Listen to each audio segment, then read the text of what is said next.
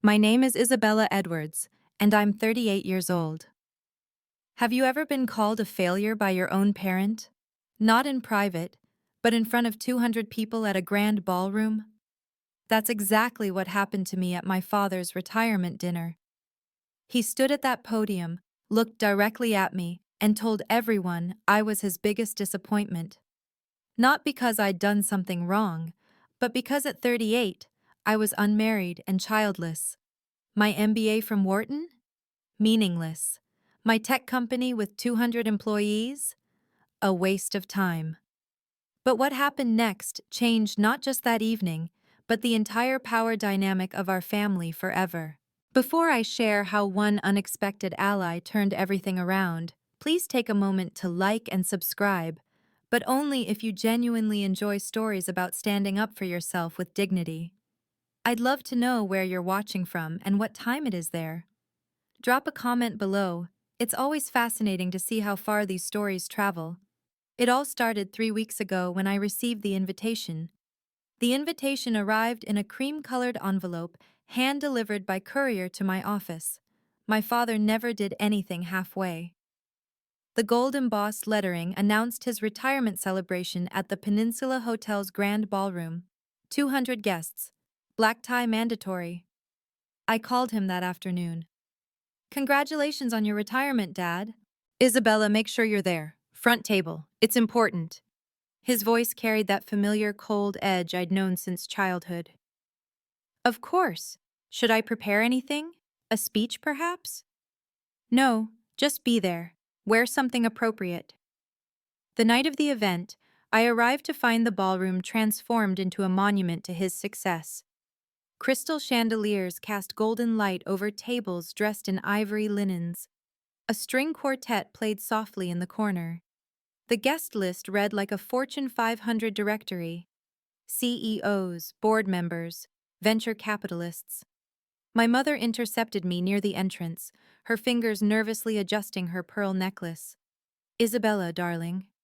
She kissed my cheek, then whispered, Your father has something planned. What do you mean? She glanced toward the head table where my father stood surrounded by admirers. Just be prepared. He's been talking about legacy all week.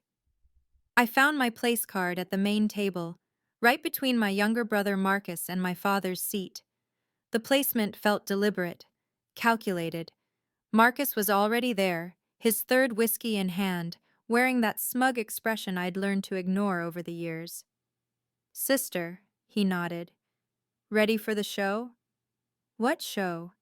He just smiled and took another sip. As guests filled the room, that familiar knot formed in my stomach, the same one I'd felt at every family gathering since I'd started my company 5 years ago. Something was coming. I just didn't know what. The evening began with the usual corporate pleasantries. My father worked the room like the seasoned executive he was. 65 years of commanding boardrooms, evident in every handshake. When he introduced our family to his colleagues, a pattern emerged that made my skin prickle. This is my son Marcus, he'd say, his hand firm on Marcus's shoulder. The future of Edwards Industries. He's been instrumental in our recent expansions. Marcus would puff up, shaking hands with unearned confidence. The truth? He managed a single regional division that barely broke even. But tonight, he was royalty. And this is my wife Sarah, my father would continue, the backbone of our family. Then his eyes would skip over me entirely, moving to the next introduction. When pressed by guests who knew of me, he'd add, Oh, and Isabella. She runs a small tech startup. Small. The word stung every time. My company employed 200 people across 3 offices. We'd just closed a Series B funding round at a valuation that would make Marcus's division look like a lemonade stand. But to my father, we were small. Mrs. Chen, wife of a prominent investor, cornered me during cocktails. Isabella, dear, still not married? You're not getting any younger. My daughter Jennifer just had her 3rd baby. She managed to balance everything, VP at Morgan Stanley, and a beautiful family. That's wonderful for Jennifer, I replied, my smile practiced. Your father must worry, she continued. Who will carry on the family name? Marcus is divorced again, isn't he? Interesting how everyone seemed to forget that detail. Marcus, twice divorced with 2 children he saw once a month, was still the golden child. Me? The disappointment who chose spreadsheets over diapers. The dinner bell chimed and we took our seats. My father rose, tapping his champagne glass. The room fell silent. Before we begin dinner, my father announced, I want to share what this evening means to me. I forced myself to sit straighter, maintaining the composed exterior I'd perfected in countless board meetings. Inside, frustration simmered. Just last week, I'd signed a contract with a Fortune 500 company that would triple our revenue. My father's response when I'd called to share the news? That's nice, dear. When will you have time for a personal life now? He'd never visited my office, not once in 5 years, never asked about our products, our innovations, or the AI technology that had tech journals calling us the next unicorn. But he could recite every detail of Marcus's mediocre quarterly reports. Family, my father continued from the podium, is the true measure of success. Money comes and goes, companies rise and fall, but family, legacy, that's eternal. Several guests nodded approvingly. I caught my mother's eye. She looked away quickly. I built Edwards Industries from nothing, he said, his voice carrying that commanding tone I'd heard my whole life. 40 years of sacrifice, and for what? To pass on not just wealth, but values, the right values. Marcus smirked beside me, already knowing where this was headed. He'd been unusually confident all week, dropping hints about big changes coming. My phone buzzed with a text from my CFO. Congratulations again on the Morrison deal. You're trending on TechCrunch. The Morrison deal. 6 months of negotiations with Morrison Group, one of the largest private equity firms in the country. We'd closed it yesterday, but I'd kept it quiet, planning to announce Monday. My moment of triumph, overshadowed once again by my father's theater. Tonight, my father said, his eyes finding mine, I want to talk about disappointments and victories. The room held its breath. So did I. My father's pause stretched deliberately, letting anticipation build. I knew this tactic. He'd used it in hostile takeovers, making opponents squirm in silence. Now I was the opponent. Success without succession is failure, he declared. What good is building an empire if there's no one worthy to inherit it? The implications hung heavy. If I stayed silent through whatever was coming, the damage would ripple far beyond this room. Several of my employees were here as guests of other executives. My CFO sat 3 tables away with her husband, a Goldman Sachs partner. 2 of my board advisors were somewhere in this crowd. My professional reputation, carefully built over 15 years, could crumble in minutes. The tech world was small and unforgiving. One viral video of me being humiliated by my own father would overshadow every achievement, every innovation, every late night building something from nothing. The choices we make define us, my father continued. Choose career over family. And what do you have? An empty office and a cold bed. Marcus leaned over, whispering, He's been planning this for weeks. The whole board knows I'm taking over. The board?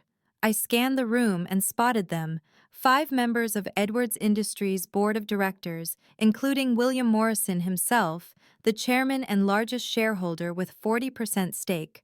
Morrison sat at a corner table, his expression unreadable as he observed my father's performance. If my father succeeded in humiliating me tonight, in painting me as the family failure, it wouldn't just affect family dinners. It would undermine every business relationship I had. Who would invest in someone whose own father considered them a disappointment?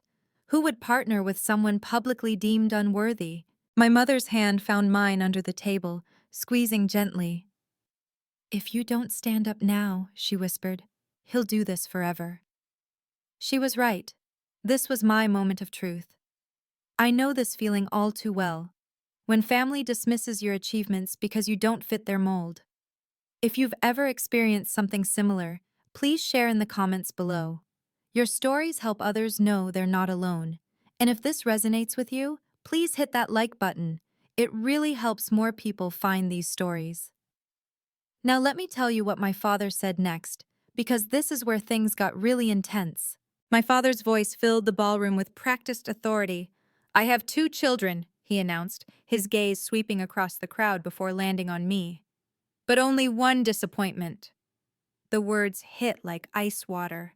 Gasps rippled through nearby tables. Someone dropped a fork. It clattered against china in the sudden quiet. "Isabella thinks career matters more than family," he continued, each word deliberate. "She's 38 years old. 38. At her age, I had 2 children and was building a legacy they could inherit." "What good is success without a husband?" he asked the room, but his eyes stayed locked on mine. "What good is a company without a family to come home to?" Marcus straightened beside me, his moment arriving.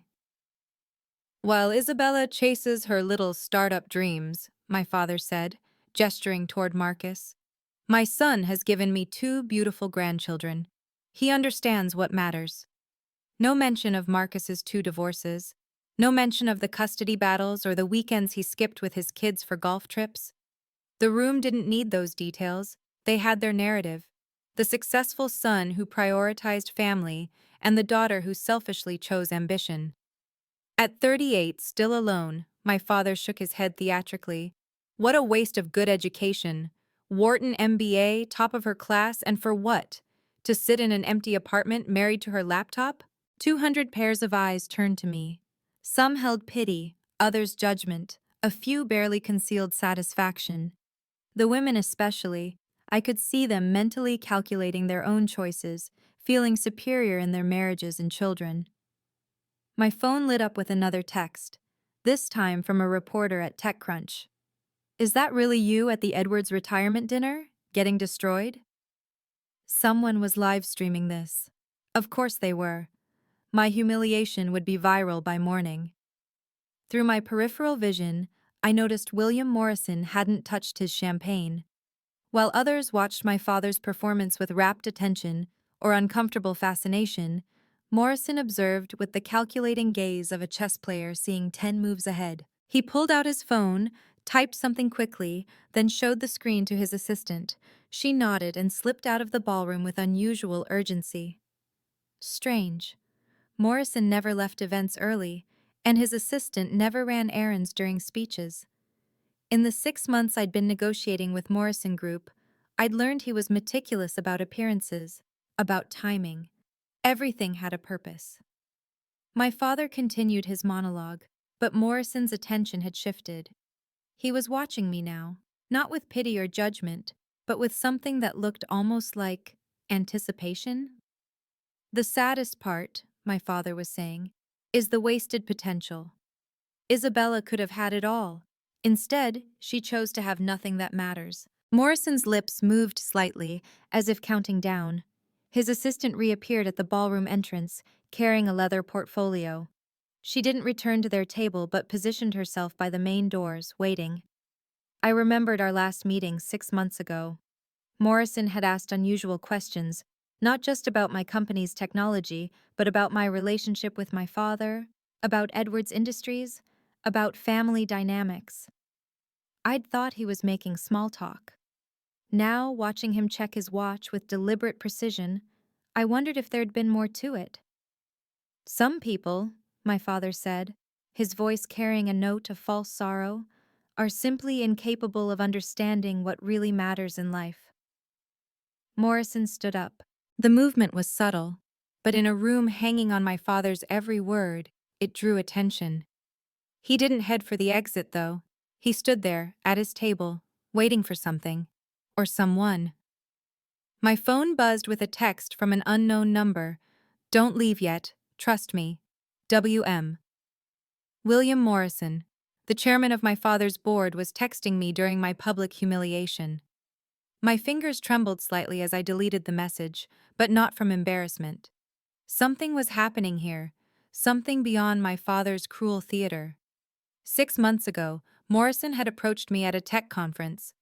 Not about investing in my company, that came later, but with questions about Edwards Industries' 5-year plan, about succession, about whether I'd ever considered a role in my father's company. Never, I'd told him flatly. My father would never allow it. What if he had no choice? Morrison had asked.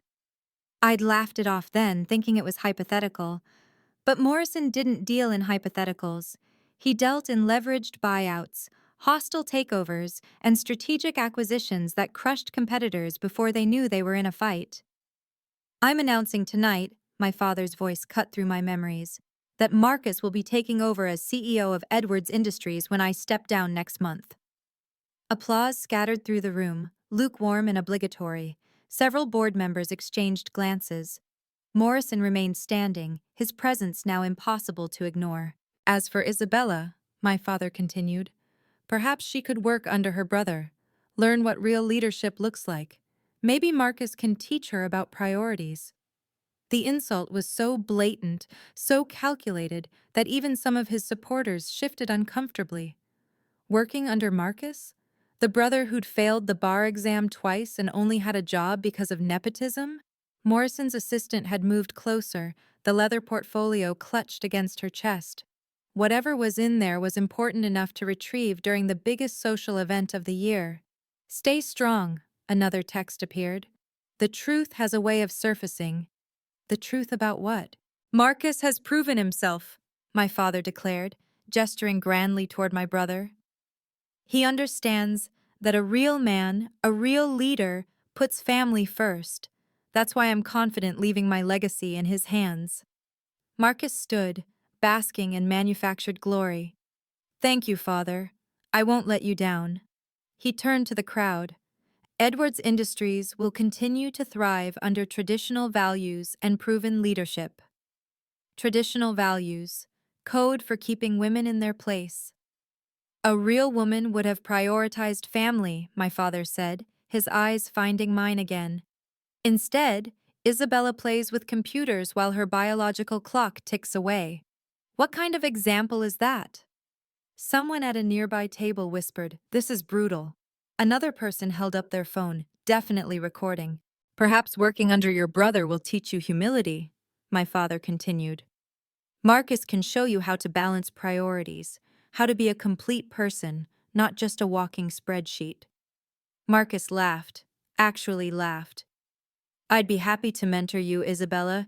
Maybe start you in our internship program? The room collectively held its breath. The insult was so egregious, so deliberately crafted to humiliate, that even my father's allies looked uncomfortable. A CEO with a company worth millions, reduced to an intern position under her incompetent brother? We could even arrange flexible hours, Marcus added, his voice dripping condescension. For when you finally decide to start a family, if it's not too late. That's when I noticed something interesting. 3 board members, Davidson, Chen, and Williams, weren't applauding. They were watching Morrison, who remained standing like a sentinel, his expression carved from stone. So let's raise our glasses, my father lifted his champagne, to Marcus Edwards, the future of Edwards Industries, and to Isabella, who might finally learn what matters. 200 glasses rose in awkward obligation. Mine stayed on the table. I stood slowly, deliberately, my movements controlled despite the tsunami of humiliation crashing over me. The room fell silent, waiting for my response. Tears, perhaps, or angry words that would justify my father's narrative. Instead, I smoothed my dress and looked directly at my father. Thank you for making your position clear, Father. My voice carried across the ballroom, steady and professional. Not a tremor, not a crack. 15 years in boardrooms had taught me that dignity in defeat was still dignity. I wish you all the best with your decision. I folded my napkin with precise movements, placed it beside my untouched champagne, and pushed in my chair. The click of my heels on marble was the only sound as I walked toward the exit. No rushed steps, no running away. Each stride measured, shoulders back, head high. I'd learned long ago that how you leave a room matters as much as how you enter it. Isabella, sit down, my father commanded. We're not finished. I paused at his table, meeting his gaze one final time. Yes, we are. The simplicity of it, the finality, seemed to shock him more than any angry outburst could have. His mouth opened, then closed, no words coming. As I reached the ballroom doors, movement caught my eye. William Morrison was following me. Not discreetly, not trying to hide it. He walked with purpose, his assistant falling into step behind him with that leather portfolio. The last thing I heard before the doors closed behind me was the eruption of whispers, 200 conversations starting at once. My father's voice rose above them, trying to regain control, but the moment was broken. Morrison caught up to me in the marble lobby. "Ms. Edwards," he said formally, loudly enough for others to hear. "We need to discuss our announcement." Our announcement? This was the hardest moment of my life, walking away from my own father's public humiliation. But sometimes the most powerful response is dignified silence. Have you ever had to walk away from a toxic situation, even when every part of you wanted to fight back? Let me know in the comments. And remember, if you're finding value in this story, please subscribe and hit the notification bell. Because what happened next completely changed everything. Morrison's voice boomed across the lobby, deliberately pitched to carry back into the ballroom. "Robert, we need to discuss something before you finalize any succession plans." My father appeared in the doorway, his face flushed with anger and confusion. Behind him, guests crowded to see what was happening. Marcus pushed through, his earlier smugness replaced with uncertainty. "William, this is a private family matter." "No," Morrison interrupted, his tone brooking no argument. "When it affects Edwards Industries, it becomes board business." He turned to me. "Ms. Edwards, would you mind returning? This concerns you directly." I hesitated. Every instinct screamed to keep walking, to maintain my dignified exit. But Morrison's eyes held something I'd seen in successful negotiations, the look of someone holding a winning hand. "Please," he added louder. "Your announcement can't wait until Monday." My announcement? I followed him back into the ballroom, the crowd parting like the Red Sea. Whispers followed our path. What announcement? Did you see Morrison's face? Something's happening. Morrison walked straight to the podium, gently but firmly moving my father aside. "Ladies and gentlemen, forgive the interruption, but there's been a significant development that affects everyone in this room." He gestured to his assistant, who handed him the leather portfolio. "This young woman," he indicated me, "just sold her company yesterday. The deal closed at 4 p.m. Eastern." The room buzzed with confusion. My father's face darkened. "William, this is hardly—" "For $50 million, Morrison continued, his voice cutting through the noise. "To be exact." The buzzing stopped. Dead silence. Marcus's champagne glass slipped from his hand, shattering on the marble floor. "To Morrison Group," he added, pulling out the signed contracts, "making her our youngest acquisition CEO and strategic partner." My father's face went from red to white in seconds. Morrison's assistant connected a tablet to the ballroom's presentation system. Suddenly, the massive screens that had displayed my father's corporate achievements now showed my signed acquisition agreement. "Isabella's company has developed revolutionary AI technology," Morrison announced, his voice carrying the authority of someone who'd built a $3 billion empire.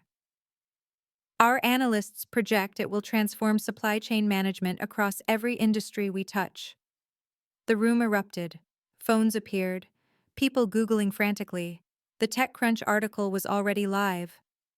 Morrison Group acquires Edwards AI Solutions for $50 million. Founder Isabella Edwards to lead innovation division. "This is ridiculous," my father sputtered. "Her little startup." "Little?" Morrison's eyebrow arched. "Robert, her little startup has patents that Microsoft and Google have been trying to license for 2 years. Her client list includes 7 Fortune 500 companies. Her revenue last quarter exceeded your son Marcus's entire division. Marcus stood frozen, his face cycling through disbelief, anger, and something that looked like fear. But more importantly, Morrison continued, addressing the room but watching my father, she's now a critical partner in Morrison Group's expansion strategy. We don't partner with failures, Robert. We partner with visionaries. Board member Davidson stood up. William, what does this mean for Edwards Industries? Morrison smiled, but it didn't reach his eyes. That depends entirely on Robert's next moves.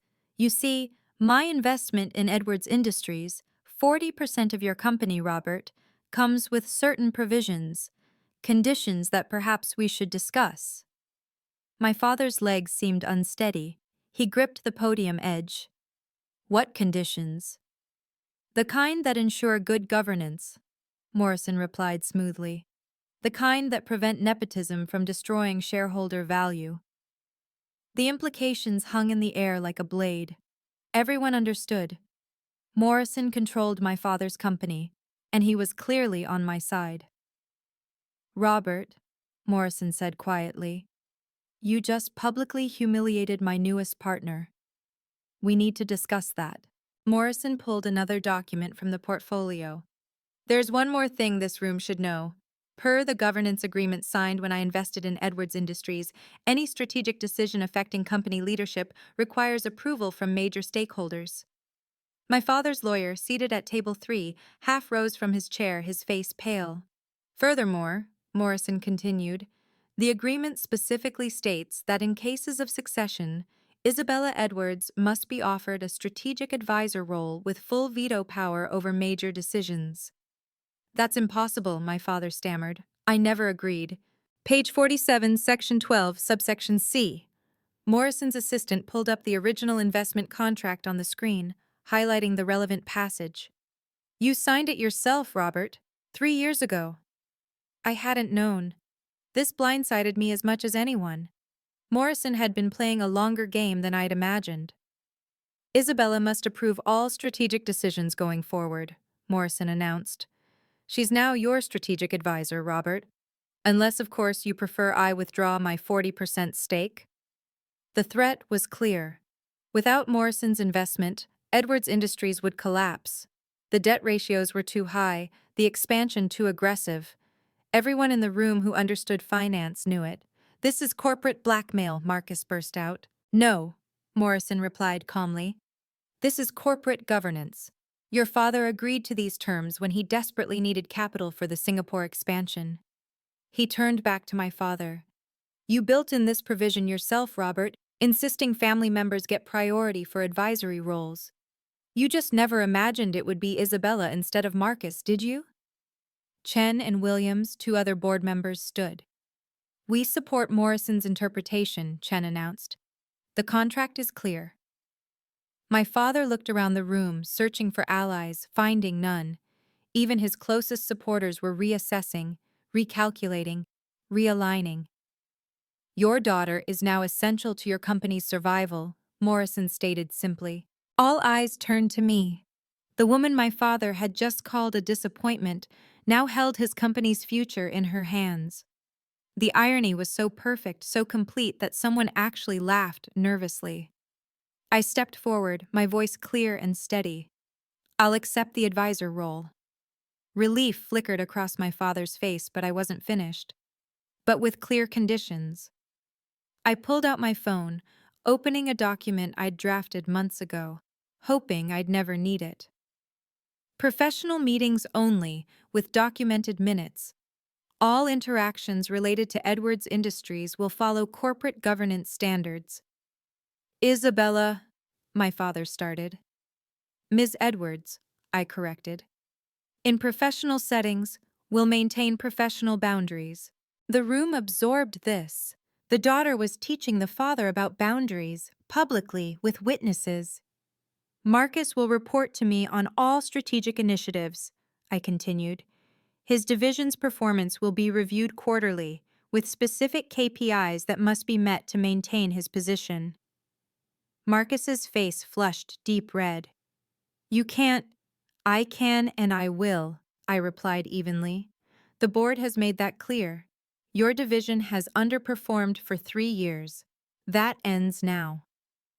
Furthermore, I addressed the room, there will be no personal discussions during business hours, no comments about my marital status, my choice to have or not have children, or any other aspect of my personal life. These are the professional boundaries required for a functioning advisory relationship. Morrison nodded approvingly. Other board members murmured agreement. I'll help the company, I said, looking directly at my father. Not your ego, not your legacy. The company and its shareholders. Those are my terms. The ballroom waited. My father stood at the podium he'd commanded minutes ago, now diminished, his authority evaporated. The power dynamics hadn't just shifted, they'd completely inverted. Do you accept these terms, Mr. Edwards? My father stood frozen at the podium, his face cycling through emotions, rage, disbelief, humiliation, and finally, resignation. 200 people waited for his response, phones ready to capture whatever came next. His voice cracked. He cleared his throat, tried again. I accept your terms. The words came out strangled, forced, but they came out. In front of everyone who mattered in his world, Robert Edwards had to accept conditions from the daughter he'd just publicly humiliated. Excellent, I replied, maintaining my professional tone. My assistant will send over the formal agreement Monday morning. We'll schedule our first strategic review for next Friday, 2 p.m. Yes, he managed. Then, as if the words were pulled from him, Strategic Advisor Edwards. The title on his lips, my title, my name, my position of power over him, resonated through the ballroom. Cameras captured it all. The business blogs would have a field day. Marcus slumped in his chair, his grand moment of triumph evaporated. He'd gone from heir apparent to subordinate in less than 10 minutes. When our eyes met, he looked away quickly, the reality of reporting to me clearly sinking in. Mr. Morrison, I addressed the chairman formally. Thank you for clarifying the governance structure. I look forward to our partnership. Morrison smiled, the first genuine warmth he'd shown all evening. The pleasure is mine, Ms. Edwards. Morrison Group is fortunate to have you. My mother approached tentatively, tears in her eyes. I embraced her briefly, professionally, mindful of the cameras still rolling. Now, I announced to the room, I believe this was meant to be a retirement celebration. Please continue enjoying your evening. I have a company to run. With that, I walked out. This time, no one called me back. This time, my father watched in silence as his disappointment of a daughter left him standing there, diminished and defeated. By the time I reached my car, my phone was exploding with notifications. The video clips were already viral. CEO daughter destroys sexist father at his own party had 50,000 views in 10 minutes. The comments section was brutal, for him. 3 CEOs who'd been at the dinner texted immediately with partnership proposals. Jennifer Chen, the woman my father had compared me to favorably, sent a single line. That was magnificent. Lunch Monday? My CFO called, laughing and crying simultaneously. Isabella, do you realize what just happened? We're trending worldwide. Microsoft's M&A team just called. They want to discuss strategic partnerships. The business press moved fast. Forbes had already posted, Edwards AI Solutions founder becomes strategic advisor to father's company after public showdown.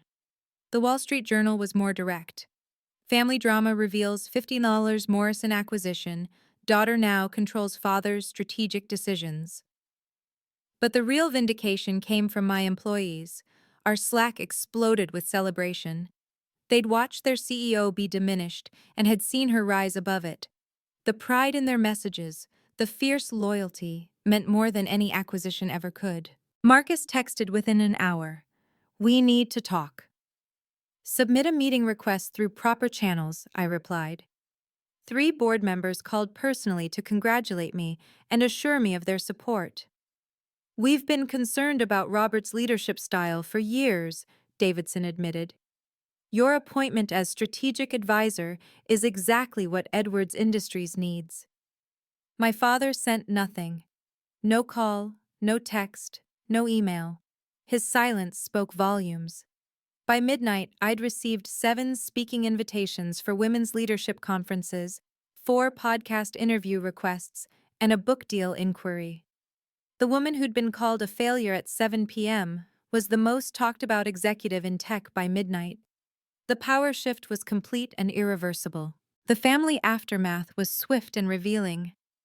My mother called the next morning, her voice stronger than I'd heard in years. Isabella, I'm so proud of you. Your father hasn't left his study since last night, but I don't care. For the first time in 40 years, I feel like I can breathe. She was staying with her sister for a few days. To let him process, she said. But we both knew it was more than that. The power dynamics in their marriage had shifted too. Marcus sent a formal email Sunday night. Isabella, I apologize for my behavior and comments at the dinner. I've been jealous of your success and let Dad's favoritism go to my head. I'm ready to work professionally with you to improve my division's performance. I responded professionally, accepting his apology and outlining expectations for our first review. No warmth, no family pleasantries, just business. My extended family's group chat, usually full of baby photos and holiday planning, exploded with messages of support. Cousins I hadn't heard from in years reached out. We always knew you were the successful one, they said, conveniently forgetting years of asking when I'd settle down. The most interesting response came from my father's email, sent at 3 a.m. Monday morning. Isabella, I apologize for my inappropriate comments at the retirement dinner. I look forward to working with you in your capacity as strategic advisor. Robert Edwards, CEO. Formal. Cold. Signed with his title like I was a stranger. No dad, no love, no acknowledgement of our relationship beyond corporate roles. It was exactly what I'd asked for, professional boundaries. But seeing it in writing still stung slightly. We can discuss it at the quarterly meeting, I replied, maintaining the same formal tone. The father-daughter relationship we'd had, dysfunctional as it was, had ended in that ballroom. What emerged was something new, professional, boundaried, and entirely on my terms. The business impact exceeded every projection. Edwards Industries' stock price jumped 15% Monday morning as investors celebrated improved governance and strategic oversight. The press release Morrison crafted was masterful. Edwards Industries strengthens leadership with appointment of Isabella Edwards as strategic advisor. My acquisition made the cover of TechCrunch, Fast Company, and Business Insider. The $50 million deal that changed everything. How Isabella Edwards went from family disappointment to power player in one night. 5 venture capital firms reached out with investment offers for my next venture. Anyone who can handle that level of public pressure while maintaining dignity is someone we want to back, one prominent VC wrote. The speaking circuit exploded. Ted wanted me to talk about professional boundaries with family. Harvard Business School requested a case study. The irony wasn't lost on me. The woman deemed a failure for prioritizing career was now being asked to teach career strategy at the world's top institutions. My employees' pride transformed into performance. Productivity surged 20% in the weeks following the dinner. Our newest client specifically cited Isabella's leadership under pressure as a deciding factor in choosing us over competitors. Even Marcus's division showed improvement once he started actually working instead of coasting on nepotism. His first report to me was thorough, humble, and showed genuine effort to address long-standing issues. Morrison called personally to check in. You handled that with more grace than I would have, he admitted. Your father's learning a valuable lesson about underestimating people. The Forbes 40 Under 40 list came out a month later. I was number 12, with a feature quote, "Success isn't about proving others wrong, it's about proving yourself right." Professional boundaries aren't walls, they're bridges to healthier relationships. My value was never determined by my marital status. The market had spoken, and it valued me at exactly $50 million and rising. 6 months later, Edwards Industries reported its strongest quarter in 5 years. The strategic changes I'd implemented, digital transformation, AI integration, and yes, Marcus's restructured division, had paid off magnificently. My father and I had developed a functional working relationship. Our monthly strategic reviews were efficient, professional, and surprisingly productive once ego left the equation. He'd learned to value my input, even if he couldn't bring himself to acknowledge it personally. The board is impressed with the turnaround, he said at our last meeting, maintaining eye contact with his laptop screen rather than me. Your recommendations have been beneficial. That was the closest he'd come to a compliment. I accepted it as progress. Marcus had transformed into a competent executive. Without our father's favoritism as a crutch, he'd been forced to develop actual skills. His division was finally profitable, and he'd stopped mentioning my marital status entirely. My mother had started her own journey, joining nonprofit boards and traveling with friends. I spent 40 years living for your father's approval, she told me over lunch. Watching you set boundaries gave me permission to set my own. The relationship with my father would never be warm. There would be no heartfelt reconciliation, no tearful apologies, no hallmark moment. But there was respect, grudging, hard-won, and professional. I'd been tracking something interesting. My father had been quietly following my success. It had noticed him accessing every article about my company, watching my conference keynotes on YouTube, even Googling my name daily. He couldn't bring himself to express pride directly, but he was watching. That had to count for something. Respect isn't inherited, I told a conference audience recently. It's earned. And sometimes, the people who should respect you most are the last to learn that lesson. The boundaries I'd set hadn't destroyed our relationship. They'd saved it. Success, I've learned, isn't about proving others wrong. It's about staying true to your values when everyone insists you compromise them. My father wanted me to shrink myself to fit his definition of success. Instead, I built my own definition and let the results speak for themselves. Family can love you and still not understand you. That's a painful truth I've had to accept. My father loves me in his limited way, but he may never understand why I chose the path I did. And that's okay. His understanding isn't required for my success. Professional boundaries saved our relationship. By removing the personal from our professional interactions, we found a way to coexist that didn't require me to sacrifice my dignity or him to change his fundamental beliefs. It's not perfect, but it's peaceful. I'm 39 now, still unmarried, still without children, and I've never been happier or more fulfilled. My company continues to grow. My employees respect me. My peers value my opinion. My worth was never negotiable. I just had to stop letting others bid on it. The most powerful moment of that night wasn't Morrison's revelation or the public vindication. It was the moment I stood up and walked away with dignity intact. That's when I claimed my power, not when others recognized it, but when I refused to let anyone take it from me. Your worth isn't determined by your relationship status, your reproductive choices, or your family's approval. It's determined by your integrity, your accomplishments, and your impact on the world. Don't let anyone, not even family, convince you otherwise. Set your boundaries. Hold them firmly. The people who truly matter will learn to respect them. And those who don't? Well, their opinions shouldn't matter to your success. I'm still Isabella Edwards, still building my empire, still unmarried at 39. And that's exactly who I'm meant to be. Thank you for listening to my story. If you've ever struggled with family who don't understand or respect your choices, remember, you have the right to set boundaries, even with those you love. Your value isn't determined by others' expectations.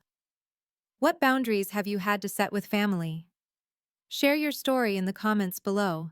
You might help someone else find their courage. If this story resonated with you, please like and subscribe.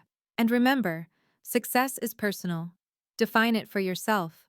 Until next time, stay strong and stay true to yourself.